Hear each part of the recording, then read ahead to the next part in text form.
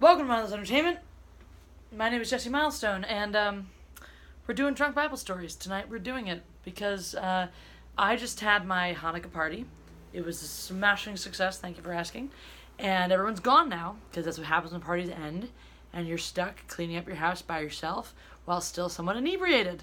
For those of you at home who don't know what the word inebriated means, it means drunk. So that's why we're doing this story.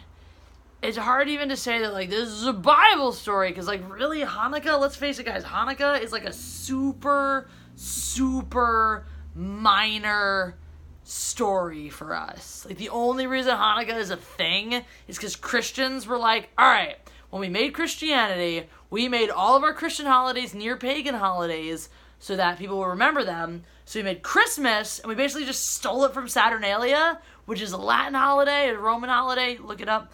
There was trees and shit. And they were like, Christmas is Jesus' birthday. It's totally not Jesus' birthday. So then the Jewish children were like, why don't we get presents at this time of year? And Jewish parents were like, Hannukah! Not only will we give you presents, we'll give you 8 nights of presents. So you'll feel not only equal to, but superior to the Goyim. Goyim is a Yiddish word that means not Jewish. It's like our version of racism, except that we're not intense enough to really be racist, so it's just a kind of not nice way to refer to people who aren't Jewish. Ya Goyim.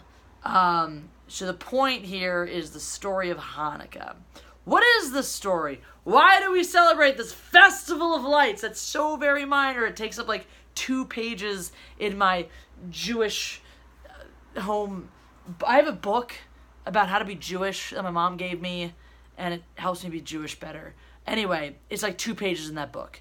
But, point is, Hannukah. Hannukah is yet another story of when somebody tried to kill the Jews and failed. Because people always fail at killing the Jews, which is why we're still here. I mean, some people do really good jobs of killing many Jews, but not all the Jews. No one ever kills all the Jews. This time it was the Assyrians. Not the Syrians. The Assyrians. It was somebody different. And they were trying to kill the Jews. They were like, y'all can't be Jewish. And so the Jews, like we do, like we've done a bunch of times, are like, we're not. We're the thing you say we are. We're totes not Jewish. And they're like, oh yeah? And we're like, yeah. And they're like, then why are you spending all this time in large groups together? And they're like, dreidel! I'll show you. Hold on. Dreidel! It's a dreidel! What the fuck is a dreidel? It's it's a thing, it's a top, it's a spinning top. And we gamble with it. See these monies? We're all here gambling together. Look, just gambling. What can we say? We like money. We like earning it. And so we're gambling. So that was how they covered that one. But the Assyrians drove them out into the hills where they were gambling / also secretly praying in the hills. And the Assyrians were like, bitch, we gonna ravage your temple. And they did. They took our temple and they desecrated it. They just desecrated the fuck out of our temple. And the Jews were like, oh, that's really sad. What can we do? Nothing!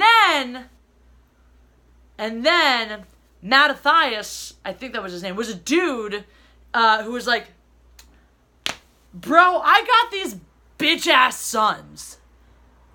They're the Maccabees. They weren't the Maccabees yet, but they eventually became the Maccabees. And there was, there's a song, Mattathias, Eliezer, Simon, John and Jonathan, Judah Maccabee. 5. That's 5. That's 5 kids. Anyway, he had 5 kids and they're really buff. And Judah Maccabee is the one who's the most important one because he was like, guys, me and my 4 brothers are real buff. We're just gonna beat the Assyrians. Enter Rocky montage where they train probably all the other Jews, and they go and beat the Assyrians. That's what fucking Maccabees do. Maccabees just be beating up on Assyrians, and they're like, what? We beat the Assyrians! And they're like, shit, our temple is trashed. So they went into their temple, which was straight trash, and they were like, we have to light the eternal light. That's a thing. It's a light that just light it, and it burns forever. You're supposed to just make sure that there's oil in it so it burns forever. But it was not lit because their temple was desecrated. And they're like, oh my God, there's only enough oil for a day of lighting the eternal light. And they put the oil, and they lit the light, and they're like, all right, you got a day to like try to find more oil. And they didn't because their town was destroyed. But there was a miracle.